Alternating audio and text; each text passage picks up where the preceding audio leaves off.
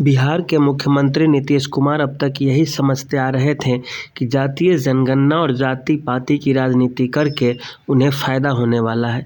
लेकिन एक तो पहले से ही जनता दल यूनाइटेड 2 भागों में बँट चुकी थी इस मामले पे और अब 4 से 5 भागों में बँटने जा रही है। नीतीश कुमार का जो सबसे बड़ा वोट बैंक था वह था सवर्ण वोट बैंक, जिसके दम पे वे लालू से 2-2 हाथ करते थे और लालू यादव को जवाब देने वाला, उसको चुनौती देने वाला केवल सवर्ण समाज ही बिहार में था। अब नीतीश कुमार को यह लगा कि मैं जातीय जनगणना के आंकड़े से बिहार की राजनीति में फिर से वापसी करूंगा तो उनकी गलतफहमी है, क्योंकि इस आधार पर वे भारतीय जनता पार्टी से तो दूर हुए ही हुए, अब लालू परिवार से भी उनकी दूरी बढ़नी तय हो गई है। उनके जो 2-4 चमचे बेलचे नेता हैं जो खुद को अच्छा और कद्दावर समझते हैं, उनकी राजनीति अब उनके घर में ही ख़त्म होने वाली है, क्योंकि ये जातीय राजनीति की आग में सबसे पहले वही जलेंगे। अब इसका फ़ायदा किसे होगा? फ़ायदा हो जाएगा इसका चिराग पासवान को, उपेंद्र कुशवाहा को और जीतन राम मांझी को। ऐसा है कि बिहार में हर जाति का अलग अलग क्षेत्रों में अपना अलग अलग पकड़ है। किसी का किसी क्षेत्र में 20% आबादी है तो किसी का 15%, लेकिन कोई भी जाति 1 या 2 जाति के वोट से कभी भी जीत नहीं सकती है। अगरी पिछड़ी की बात की जाए तो बिहार में पिछले 30 वर्षों से जिन 2 जाति के लोग मुख्यमंत्री बने हैं, सत्ता में रहे हैं, उसकी आबादी केवल 16% ही है। 14% यादव है और 2% कुर्मी है। तो यही दोनों 15-15 साल के लिए सत्ता में रही, लेकिन कुशवाहा जो 4% है, जो मांझी है जो 3% है, जो सहनी है, उसके आप प्रतिनिधित्व उसका देते नहीं है। वह हमेशा से विपक्ष में रहा है और उसकी जो सीट है विधानसभा में भी कम रही है। राजद के द्वारा भी सीट नहीं दिया जाता है, राजद के द्वारा भी केवल यादव और मुस्लिम समीकरण को साधा जाता है।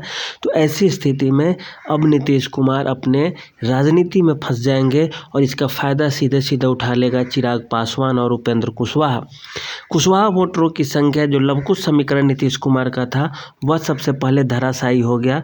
दूसरा जो सवर्ण वोट थे नीतीश कुमार के जो विधायक थे उन्हीं इलाकों से जीत के आए हैं जहाँ पे सवर्ण बहुलता है।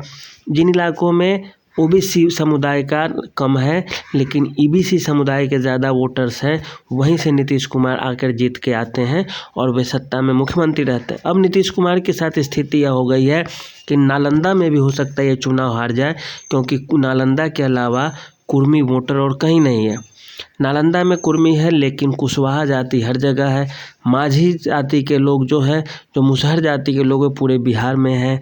कुशवाहा जाति के, कोयरी जाति के, तेली जाति के, बनिया जाति के, सुनार जाति के, ये सारे जगह है। लेकिन ये छोटी छोटी जातियाँ ही एक बार मिलके, एक जगह मिलके अपना माहौल बनाएगी, मूव बनाएगी और नीतीश और तेजस्वी दोनों के आमने सामने आने से या न आने से कोई फ़र्क नहीं पड़ने वाला।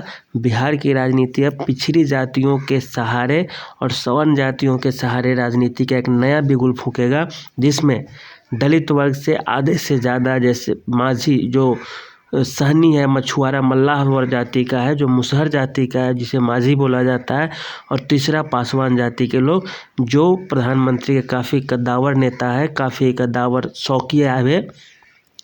तो उस वर्ग के लोग जब अपना एक अलग समीकरण बना के आगे बढ़ेंगे, ऐसे में नीतीश कुमार के लिए काफ़ी चुनौती मुश्किल भरा होगा। बदनामी तो होगी ही होगी, सत्ता से जाएंगे और सत्ता से जाने के अलावा उनकी पार्टी के जो नेता है वो अपना अस्तित्व खो देंगे और किसी काम के नहीं रहेंगे वे। और इसका सीधे सीधे फ़ायदा हो जाएगा चिराग पासवान को कि वे बिहार का सबसे बड़ा युवा चेहरा के रूप में उभरेगा, जिसके पास 25 से 30% निजी वोट बैंक होंगे और वे सबसे बड़ा दावेदार होगा मुख्यमंत्री पद का भी या सरकार के सहयोगी के रूप में भी। तो यही रहा आज के लिए कुल मिलाकर इसका रणनीति। अब देखिए आगे जाकर क्या होता है। धन्यवाद।